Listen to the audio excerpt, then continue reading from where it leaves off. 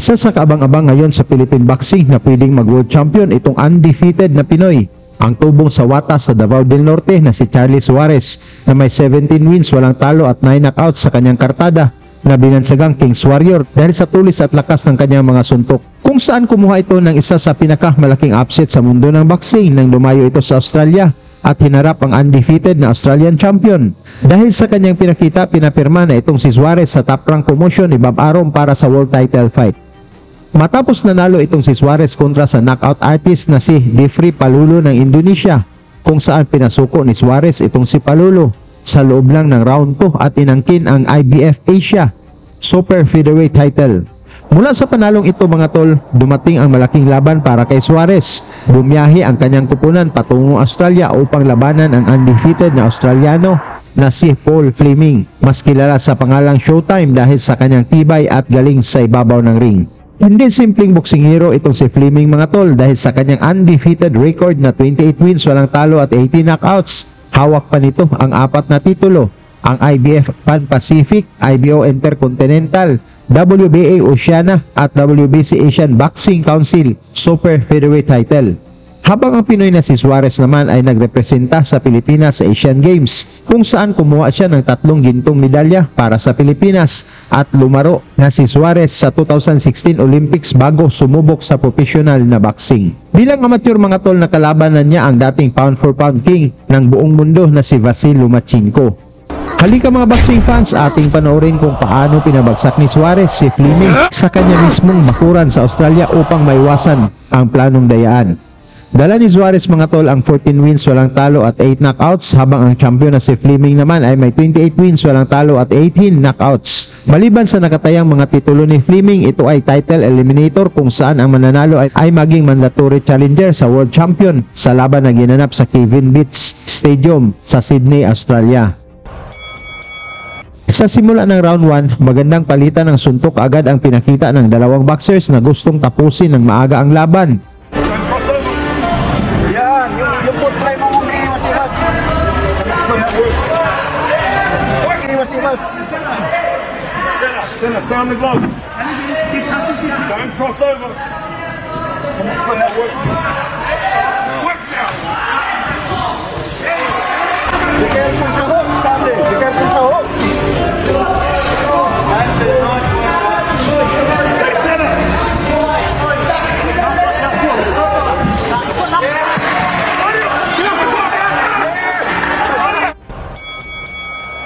Mas lalong umiinit ang dalawang boksingero dito sa ikalawang rounds mga tol, kung saan palaban talaga ang ating Pinoy.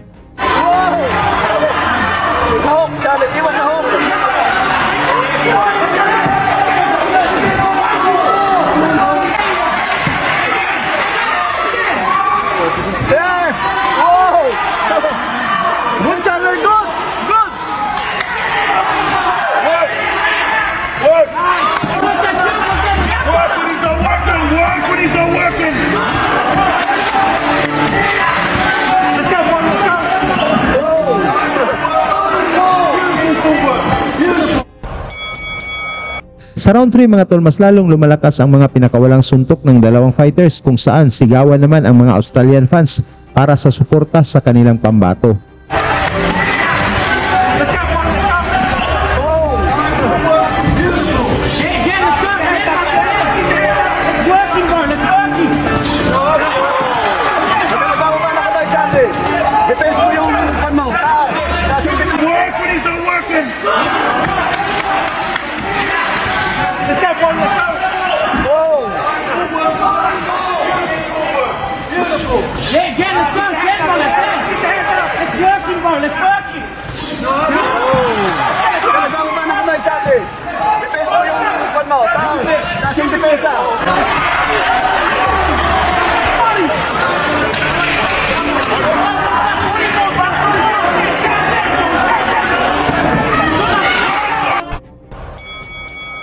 Mas lalong tumitindi ang palitan ng suntok ng dalawang boxers dito sa kalagitnaan ng laban mga tol, kung saan mahirap iskuran kung sino ang lamang sa dalawang fighters.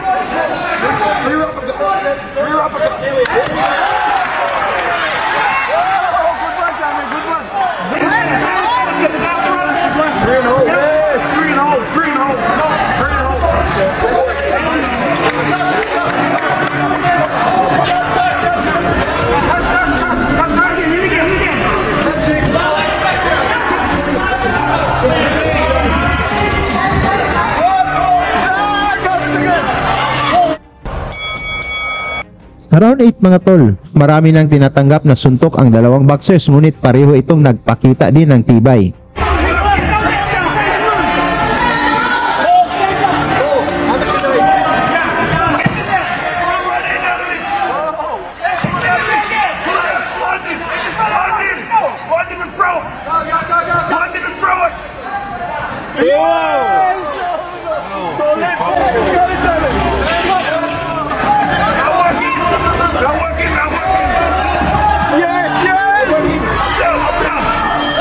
Pagdating ng round 11 mga bro, mas agresibo si Suarez. Masyado siyang mabiktima ng hometown decision. Subalit masigasig din si Fleming.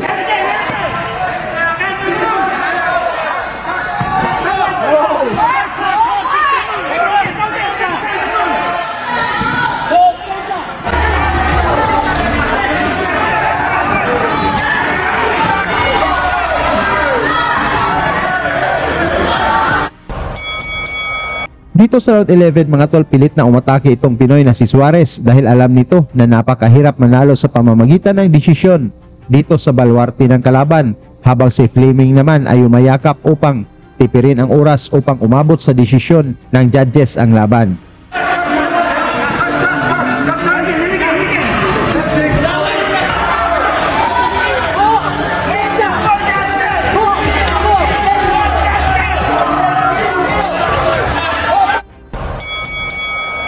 Binuhos na lahat ng dalawang boxers dito sa huling bahagi ng laban mga tol upang magpakitang gilas sa mga hurado.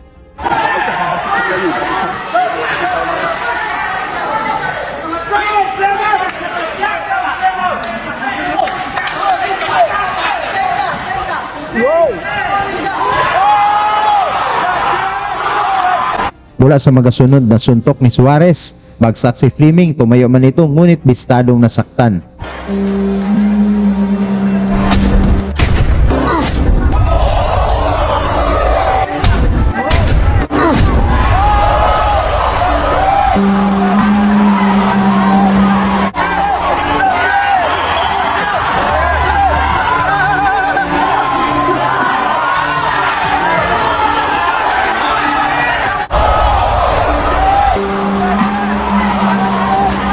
Dito na siya binanata ni Suarez mga tol hanggang sa inawat na ng referee ang laban.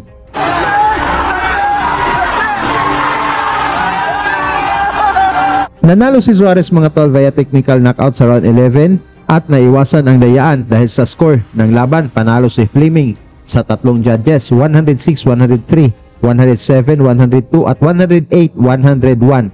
Talo pa sana si Suarez mga tol kung hindi napabagsak si Fleming. Tungkol naman sa inyong score sa laban mga tol, pag-usapan na lang natin yan sa baba at salamat hanggang sa sunod nating videos.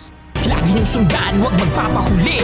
Pag-usapan ni bakbakan, balita niya at laban. Mga Pinoy na di nagpapagapi. Salamat sa mga suporta na lagi nandyan.